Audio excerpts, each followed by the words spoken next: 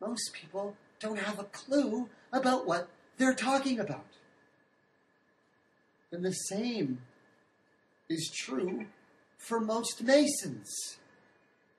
Now, that doesn't mean they're evil or they're bad people. No, they're good people trying to understand the truth and going about their daily lives. And if they get a chance, they come in once in a while to a lodge, just like somebody comes in once in a while to a mosque or a church and maybe volunteers and maybe does a little bit of help and teaches people for those who have a little bit more understanding, and life goes on. You see, most of the people in the lodge in the late 90s were 60s, 70s, an elder generation, those who had still survived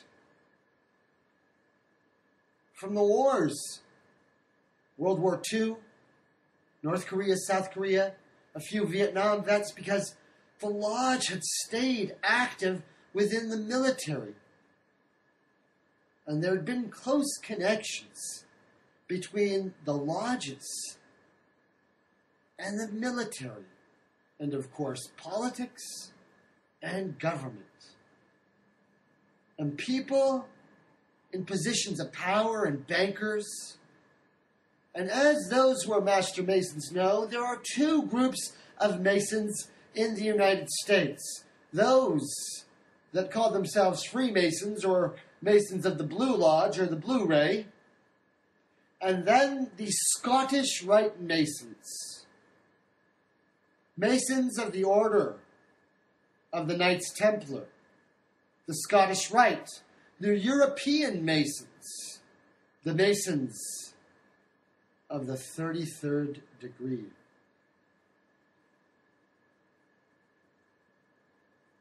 My name's Salim Siddiqui. Everyone on their own journey must learn to discern for themselves. How well have you trained yourself to separate truth from falsehood? It is required of a Muslim, as you realize, that not all scholars know what they're talking about. It is required of Christians or those who follow Christ, as you realize, not all priests and ministers know what they're talking about. It has been required of the children of Israel, as you realize that not all rabbis stay upon the law of Moses and Solomon. Some sold out in the past, and some still sell out today. And the same is true in the lodge of Master Masons. Some are truly noble men trying to make good men better and searching for a deeper meaning in the signs and symbols that they see in the world, that you, brothers and sisters who are listening to this advanced class, know appear everywhere. The signs and symbols that many people call Masonic, of course, you commonly point them out and find them in TV and music and popular culture. And you know, brothers and sisters, we like to talk about popular culture here. And sometimes people who are afraid of the things that they see and afraid of the signs and the symbols and afraid of the dark that might happen, sometimes they get scared. But see, I don't really understand the deeper meaning of any of this stuff, and I'm confused, and there I am in the States. I'm trying to figure out what to do. My family's going well, and I'm taking this little aside to go into the lodge and do all the work, and I take the years or so that it takes to do the journey of becoming a Master Mason, and I get to the point of completing all my degree work, and I realize that, to be honest, I'm not finding anything that I need in the lodge, and so I stop going as much as I should, or stop being very active, and I'm getting really confused. Of course, I'm still doing the money thing, and I'm taking care of all the property, and I'm foreclosing on people left, right, and center, and I'm managing houses and apartments and trading, and I've got more than I can handle. I'm trading stocks, I'm trading currencies, I'm doing all kinds of things, and the money's rolling.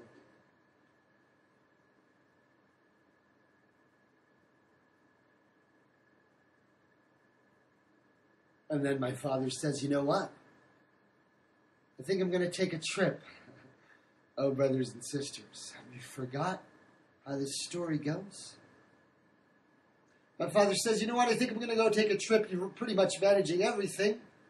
Kiddo, it's time for me to take a trip, you know. You've handled all the family business. I'm not worried about anything right now. I'm going to go see my brother. Go to India. India? Oh, no. You see, I have been spending all of my time since I first started studying, focusing on two major issues from the study of Islam. Of course, I studied all the basic stuff like everybody who goes to normal classes and gets their degree. But if there are two major areas that I have focused on, it is understanding the world of the jinns and the unseen, and the signs of the hour and the apocalypse. You see, I have been giving sermons, I have been teaching lessons. Starting from the early 90s, I was one of the people promoting the jihad, promoting the idea that the end time struggle is coming. I was one of the early guys saying to everybody openly, I am a mujahid. Why am I a mujahid? Because the struggle on this planet is getting ready to pop. And we are going to see the end times within our own lifetime. Oh, it sounds radical, and it sounds crazy, and you hear all these people ranting and raving. Oh, the end is nigh, brothers and sisters. The signs of the apocalypse, the signs of the unveiling is upon ye. Be warned, plagues, fire, brimstone, fish coming out of the seas, birds falling from the sky. And oh, brothers and sisters, the sun, the sun.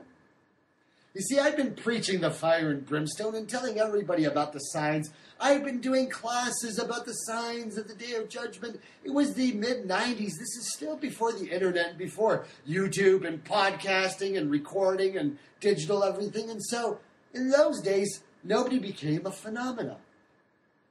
I remember teaching a Signs of the Day of Judgment class in the biggest masjid in Houston between Maghrib and Isha for maybe 4 or 6 weeks. As those of you know, if I actually cover a subject, it might take a while, brothers and sisters. Because on hot conflict, we don't do things halfway. I take you from the beginning all the way to the end. And those of you know, once you have gone on a journey with me and I have taken you, there's no going back. I take you from not knowing to knowing, and once you know, you can never unknow it, brothers and sisters. Oh, this is another weird, wild story. And those who have been expecting it have been thinking, oh, Brother Salim, we've been waiting for a long time, and I know you have. And you've been listening for a long time, and I'm telling you right now, we're just getting warmed up, brothers and sisters. My dad takes off. Everything's going fine for me. I'm thinking, of course I should let my dad go. My dad should be able to do anything. I'm doing everything for my dad, and my dad doesn't have to ask for anything. Anything he wants to do, he has to do it because remember that guy? Remember that guy in the cave? And I tell my dad, you know what? You're going to go to India. Why don't you go to Mecca on the way? Go do Umrah. Go see the Kaaba. I've still got some friends back in Mecca. I got that brother from Houston who took off, and he's a good brother, you know, all those years. He was trying to do my application again and again and again. When I had pretty much given up, that brother, he kept trying. And he got me back to Mecca. Wow, that's a pretty good brother. What kind of debt do you owe a guy who helped you get to Mecca? Anyway, I tell my dad, go visit Mecca. My dad visits Mecca, visits some of my friends, one of the sheikhs that I was really close to, and then he goes to India, and you know the story. I'm in the money game. I'm managing everything and everything's going smooth.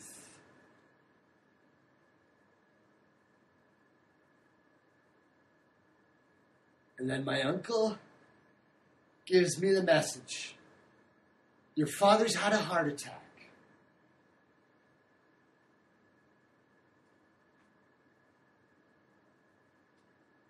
Is he dead? No. He's alive. What happened? We don't know. And as you know, brothers and sisters, me and my mom packed the bags, got the paperwork, we're off. Days of planning, days of traveling, everything's going crazy. The heart's beeping, the adrenaline's going nuts. You're trying to figure out what's going on. My dad's in the hospital. I'm freaking out. Me and my mother, what are we going to do? What are we going to do? How's this going to work? We do everything we can. Get through the airports, get through the journey, all the way there, get to the town, get picked up by my cousin, taxi, run, take us to the airport. You go drop our bags off at home. We want to go straight from the airport to the hospital. We get to the hospital, we run into the room, and my dad's there in a crappy situation, in a terrible, terrible mess. Run to his bedside and see him. He opens his eyes. Me and my mom are freaking out because we're so worried. Like, what could this be like? He opens his eyes. Salam alaikum. Wa alaikum salam. He looks at me. He looks at my mother. He recognizes us. My father says, I have something I need to tell you. I have something I got to tell you. I'm so glad you're here. Listen. I heard a rumor. What? What? When I got here, I heard a rumor that your uncle, somebody said he has an illegitimate kid here and they think he's the father. We said, what? What are you talking about? Yeah, somebody said that there's an illegitimate kid and they think it's his, your uncle's. So I said, what, I have a cousin? My dad says, no, it's not true. I don't think it's true. I said, how do you know? I said, did you go talk to them? He said, no, I was going to go talk to them, but your cousins told me, you look a lot like your brother. They might not recognize, they might think it's you, and they might just beat the crap out of you and kill you. So I said, okay, let it go. It's not true. It's probably not true. And I'm pretty sure it's not true. I said, that's really strange. My mother says, that's what you've been waiting to tell us? My father says, yeah, I've been hoping you'd get here because it's the strangest thing I ever heard, and I was dying to tell you. And I wanted to tell you just in case I die. My mom says, that's not funny, right? And I start laughing and I say, yeah, that's pretty funny. That, brothers and sisters, is the man named Shamshad. He's on his deathbed, and he's telling me the strangest bit of gossip I've ever heard. And I'm thinking my dad's going to tell me something really, really important. And I have been traveling for days, wondering what my dad's situation is and how his heart is. And the first thing that comes out of his mouth is some wild, wild rumor. And I start laughing my head off and thinking, man, this guy is so, so weird. My father. Needless to say, he doesn't talk much after that. He's really, really not in a good situation, and I'm really, really worried. He can't really breathe, and we are sitting there, and I just start doing the talking and telling stories and trying to figure out how to manage the situation. What can we do to get him to recover a little bit so we can leave?